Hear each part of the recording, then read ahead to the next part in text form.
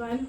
क्या आपके बच्चे को ऑटिज़म है और आप परेशान हैं कि क्या उसके लिए आप कर सकते हैं, या आपका एक छोटा बच्चा है जिसके लिए आप डाउट में हैं कि क्या उसका ये जो डेवलपमेंट है वो एक नॉर्मल डेवलपमेंट है या कुछ ऑटिज़म के साइन हैं, वो वाले साइन जो भी चीज़ें आपको दिख रही हैं और आपको बहुत सारी जगह थोड़ी थोड़ी नॉलेज मिल रही है बट कहीं पे एक कॉम्प्रिहेंसिव गाइड नहीं मिल रही है, तो आप एकदम सही जगह पर हैं। मैं हूं doctor jolly Gupta Jain, developmental occupational therapist, और आज आप लोगों के लिए ऑटिज़म के अर्ली साइंस के बारे में ये वीडियो लेकर आई हूँ। ऑटिज़म के सिम्टम्स के बारे में हम बात करेंगे और उन सिम्टम्स की क्या सॉल्यूशन है उस बारे में हम बात करेंगे, सब कुछ एक ही वीडियो में एक ही जगह पर। सबसे पहले बात करते हैं ऑटिज़म के अर्ली साइंस की बात। ऑटिज़म के अर्ली साइंस होंगे कि बच्चा 2 साल का है, 3 साल का है, वो जनरल वर्ड्स, बेसिक वर्ड्स नहीं बोलता है, मम्मा पापा दादा बोलता भी है तो मम्मा को मम्मा नहीं बोलता है, दादा को दादा नहीं बोलता है, ऐसे मम्मा मम्मा मम्मा करता है, या ये वर्ड्स भी नहीं बोलता है, बट ऑन द कंट्रेरी किसी भी सॉन्ग्स के, मूवीज़ के पूरी पूरी लाइन्स, फ्रेजेस तक बोलता रहता है, और पूछेंगे तो पूछने पे वो कुछ नहीं बोलेगा। या बच्चे के नंबर्स और अल्फ़ाबेट्स को लेके बहुत हाई इंटरेस्ट है, बहुत इन्फेक्चुएशन है कि वो जहाँ पे भी अल्फ़ाबेट्स या नंबर्स देखता है वो तुरंत पढ़ने लग जाता है, तुरंत बोलने लग जाता है, जहाँ पे भी उसे नंबर्स या अल्फ़ाबेट्स दिखते हैं उन्हीं से ही वो खेलता रहता है। बट जब आप उससे पूछेंगे, आप कोई और चीज़ उससे पूछेंगे तो वो उन चीज़ों को नहीं बताएगा। फॉर एग्जाम्पल, बच्चे को A for apple, B for ball, C for cat, ये सब वो लगाता जा रहा है, उसे पता है, बट वहीं आपने सामने देखी हुई कैट को बोला बेटा वो क्या है, तो वो बच्चा कैट उसको नहीं बोलेगा। फिर तीसरा सिम्टम आता है जहाँ पे बच्चे के अंदर रेसिप्रोकेशन नहीं होता। मे बी बच्चा कुछ चीज़ें बोल रहा है, मे बी वो आपको कुछ दिखाने पे रेड या सर्कल, येलो, इस तरह से सामने आते ही उस वर्ड को बोल देता है, बट रेसिप्रोकेट नहीं कर रहा है, वो ऑब्जेक्ट की तरफ देख रहा है, वो आपकी तरफ नहीं देख रहा है, और आपकी तरफ देख के इस तरह से बात नहीं कर रहा है जैसे जो जनरली बच्चे करते हैं।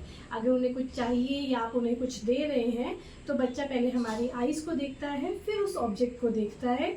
लेकिन अगर आपका बच्चा आपकी तरफ देखने की जगह सिर्फ ऑब्जेक्ट की तरफ ध्यान दे रहा है, आपके बुलाने पे या आपके कुछ पूछने पे, कुछ कहने पे रेसिप्रोकेट नहीं कर रहा है, तो ये अर्ली साइन में आता है। नेक्स्ट आता है कि बच्चा आपका हैंड लीड करता है, वो आपका हैंड बोरो करता है, वो किसी भी चीज़ को डिमांड करने के लिए पॉइंट नहीं करता है बल्कि आपका हाथ ले जाके उस चीज़ तक पहुंचा देता है। एक तरह से आपका हैंड उसके लिए प्रॉप की तरह यूज़ हो रहा है कि आपका हैंड उसने पकड़ा, आपने उस चीज़ को उठा लिया, वो बस चीज़ को लेगा और चला जाएगा। ना उसे आपसे मतलब है, ना ही उसे और किसी चीज़ से मतलब है, बस ये hand as a prop use हो गया, वो चीज़ मिल गई, काम खत्म। फिर बच्चा अगर चीज़ों को लाइन में लगा रहा है, जो भी चीज़ें उसके आसपास हैं, बच्चा इस तरह से उन चीज़ों को एक एक लाइन में लगाता जा रहा है, और अगर आपने उस लाइन को इस तरह से डिस्टर्ब किया तो बच्चा एकदम परेशान होकर इसको ऐ करके इस सबको बिखेर देता है और फिर से लाइन में लगाना शुरू करता है। और उस लाइन सिर्फ टॉयज ही नहीं, उस लाइन में कोई भी ऑब्जेक्ट्स लग सकते हैं, कोई भी आप स्पून, कटोरी, चम्मच, ग्लासेस, जो भी चीज़ें बच्चे को मिल रही है वो हर चीज़ को लाइन में लगा रहा है। फिर एक अर्ली सिम्टम बच्चे का होता है जहाँ पे आता है बच्चे का इमोशनल कंटेंट ना होना। वो आपसे इमोशनल बॉन्डिंग नहीं करेगा, इमोशन शो करेगा, वो खुश भी होगा, वो गुस्सा भी दिखाएगा, वो रोएगा भी, बट उसका इमोशनल बॉन्डिंग आपको नहीं मिलेगा कि आपने बोला कि अब घर के अंदर आए कि मैं आ गई, तो बच्चा तुरंत आपके पास भाग के आ रहा है और हंस रहा है।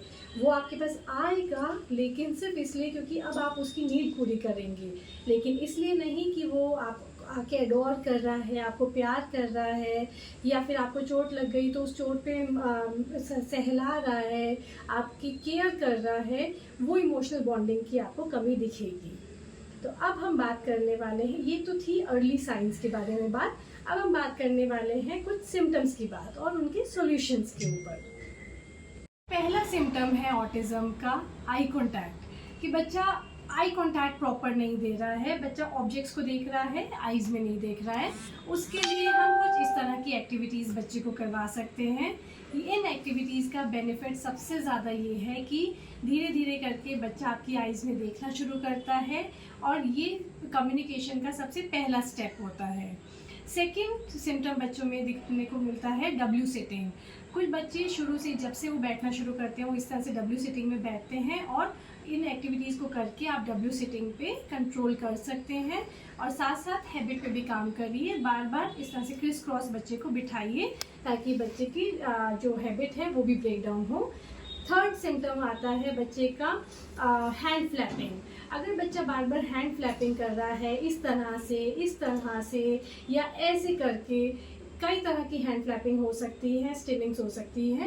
हैंड फ्लैपिंग के लिए आप ये सारे दिखाए गए हुए सॉल्यूशंस को अप्लाई करिए, इन एक्सरसाइजेस को करवाइए, हैंड फ्लैपिंग ज़रूर कम होती हुई दिखेगी। फिर हमारा फोर्थ होता है ईयर कवरिंग।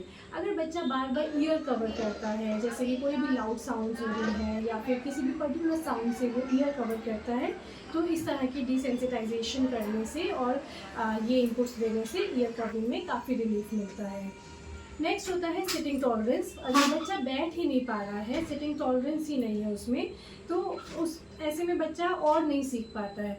तो इसलिए सिटिंग टॉलरेंस के लिए ये सारी एक्टिविटीज़ करने से आपको बच्चे में अटेंशन स्पैन बढ़ता हुआ दिखेगा, बच्चे का बैठना ठहराव बच्चे में दिखना शुरू होगा, जिससे कि आप बच्चे को कुछ सिखाएंगे तो वो सीख पाएंगे। बच्चों में टो वॉकिंग भी देखने को मिलती है, ऑल्दो हर बच्चे में नहीं। तो टो वॉकिंग के लिए आप इन सारी एक्टिविटीज़ को करिए और टो वॉकिंग के अगर आपने ये सारी एक्टिविटीज़ करवाई तो विद इन 15 to 20 डेज एक डिफरेंस नज़र आने लग जाता है।